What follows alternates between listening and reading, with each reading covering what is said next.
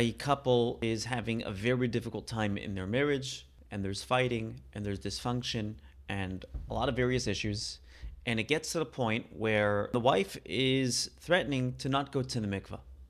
She doesn't want to go to the mikveh, which obviously has incredible implications on this relationship. It's going to have incredible implications on how she connects to her spouse. It's going to have incredible implications on how her husband thinks of her. And it's obviously a very sensitive issue and a very difficult issue. So there are obviously halachic implications and halachic issues and considerations that need to be taken into consideration. From a relational perspective, what is the most effective approach? I'll tell you what I used to think, and I don't do this anymore, and you'll soon see why. What I used to think is you got to figure out what the root of the problem is. What's really bothering her? Why does she really not want to go to the mikveh?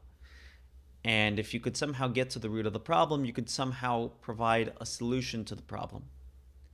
It's risky. The reason why it's risky is because you never really know what the root of the problem is. Problems are multi-layered. And if you're trained in addictions, you might see this as an addiction problem. You might start looking for that problem.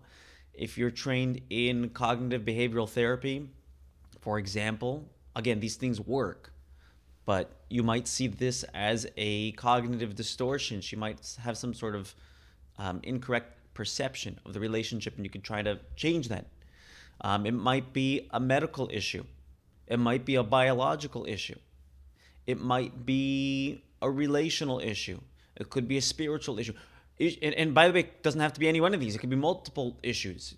Issues are multi-layered. And when you're trying to diagnose the issue and then solve the issue, you may have diagnosed one issue correctly, and now you've solved that issue, but you may not have gotten to the other issues. So I veer away from trying to figure out what the issue is, not because the issue is not important, not because the issue isn't painful, but because there is a more efficient way of doing this. I had a mentor in counseling, and he used to say, don't believe your clients, believe in your clients. And in this case, when she says, I'm not going to the mikveh, she wants something different. She wants a change. Her life aspiration isn't not going to the mikveh. That's not what she wants to accomplish. That's a means to an end. That is the mechanism she had chosen to accomplish some sort of change. I'm not saying it's a healthy or kosher mechanism or good mechanism, but it's a mechanism that she had chosen to accomplish something. What is that thing she actually wants to accomplish?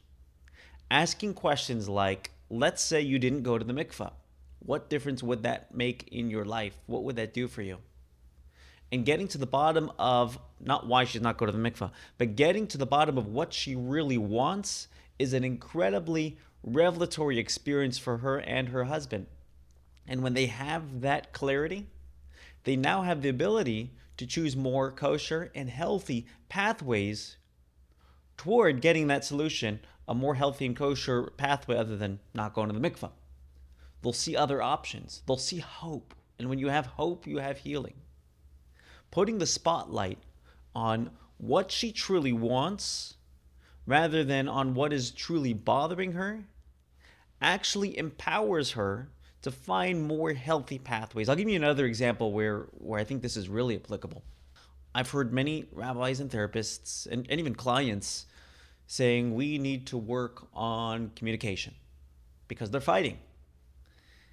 First of all, there's no research, this is ironic, but there's no research that shows that communication is actually helpful for a marriage. There's plenty of marriages that have bad communication and they're very happy and they thrive, and there's plenty of marriages that have wonderful communication and they fail.